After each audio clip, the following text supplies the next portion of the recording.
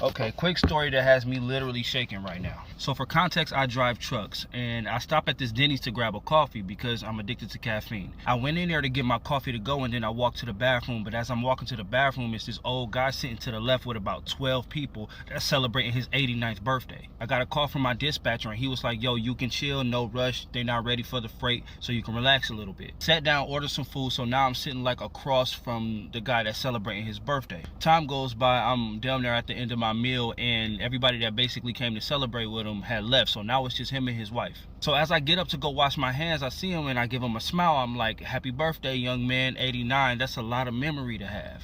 Here's the thing, I don't even know why I said that. He could have had Alzheimer's. I'm not even sure what I meant by that. Like, but that's what I said.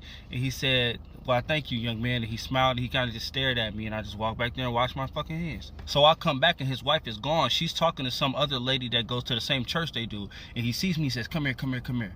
And I said, yes. And he said, there are way too many things that I wish I could forget. And I said, yeah, man, you make it to damn near 100 years old. I'm pretty sure you got a handful of regrets. And he looked at me with the most serious look ever and said, you have no idea. Well, now I'm curious. Do tell. He said, you know, I used to be a firefighter through the 60s and 70s. I said, that's what's up. That's a very commendable job. And he said, yeah, it should be. He said the 60s and 70s was a different time in every way possible. You know that, right? And I'm just like, yeah, no shit. He said, back in those times, I was a way different man, and who knew that we'd get to the point where we are in society today, and I'd be feeling the way I'm feeling about the decisions that I made back in those times. So I'm like, man, if you won't fucking tell me, bro. So right before he took a very long pause, he looked at me and said, back in those times, it was very common for firefighters that looked like me to leave people that looked like you in burning houses and buildings and horrible situations just to say they couldn't get to us. He said more times than he'd like to admit, he would hear screaming black people and children in burning buildings and houses and apartments and stores and cars, and he would literally just pretend he didn't hear it. Hmm. He said his last time doing it was when he made eye contact with the baby that he deliberately went into a building to save and deliberately didn't. And he said that was the last time he did it, and he quit that year. He said the nightmare still hasn't stopped. He still hasn't forgiven himself, and therapy helps, but it's still a living nightmare to have those memories. And I guess that shit just shocked me so much because when it came to firefighters, I never thought of them like that. Like when it came to like police officers, lawyers, and judges, and everybody else, we knew they didn't give a fuck. Especially police officers, we knew they didn't give a fuck about us. But I don't know why that didn't click to me that no, it was everybody that hated us. Everybody. Everybody had a hand in deliberately making our lives worse. When I calmed down from being mad enough to want to pull the plug on his ass, I thought about it. And I was like, of course they did this. Of course. Of course they did this shit. Duh. Like, why was I even shocked? Like, of course. But it is something that I cannot think about for too long because that visual of you fake going to save somebody and not saving them because of the color of their skin and the entire 911 understanding because, oh yeah, you couldn't get Jamal. Oh well, just another one gone. Like that shit. I don't know. Yeah, it makes you wonder, right?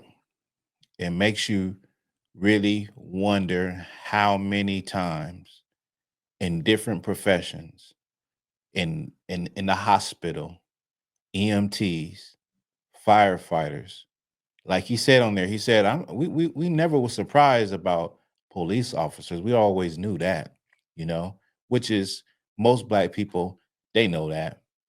But the way he had the epiphany of like, why wouldn't they?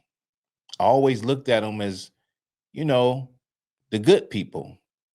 Always looked at them as the good public servants. Firefighters are the good public servants. I never thought that they would be going into homes and acting like they don't hear screams of black people. You have to really wonder like how many people have been or have perished because of this type of activity, because of firefighters. And, there's been a lot of stories over the years that have come out about firefighters being racist towards Black folks. And so, and I can attest to myself, we never really, or I never looked at firefighters as I looked at police officers. Maybe because of the experiences and the things I saw as a young child in the hood, I looked at police like police are in a league of their own. I looked at firemen as though they're superheroes growing up. Like you want to be, and then it's ingrained into our head that these people are heroes of society because they're coming in to save people's lives. They're coming in to put out fires. Recently, with the fires that you see that's going on all over Southern California, you have to wonder, hearing this story, you have to wonder, did they overlook anybody? The fires are so widespread. You got fires that are 40 miles apart. You got videos of Black people, there's other people too, that are saving their own homes, taking it into their own hands. And I understand resources are short, water is short, and all of that. But even with that going on and seeing this story, you have to wonder. Another thing is this, it seems like, and I don't know if that's just a white thing, because I've heard a lot of stories like that, but it seems like when a person gets older, they want to tell the truth about what they did in the past. They want to, get some things off their chest when they're older, when death is right around the corner, when they're on their deathbed.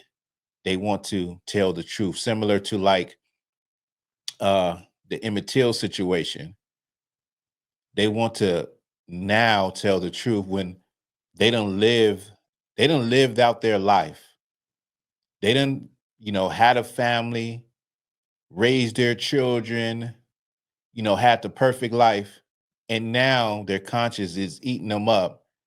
And what he's saying in this, it probably is because of his courtesy and how he approached, how he spoke to the man.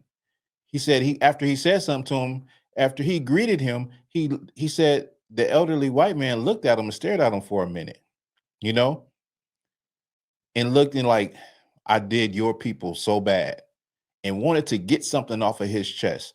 But let me know what y'all think about this. I think this happens more than often. I truly, really do.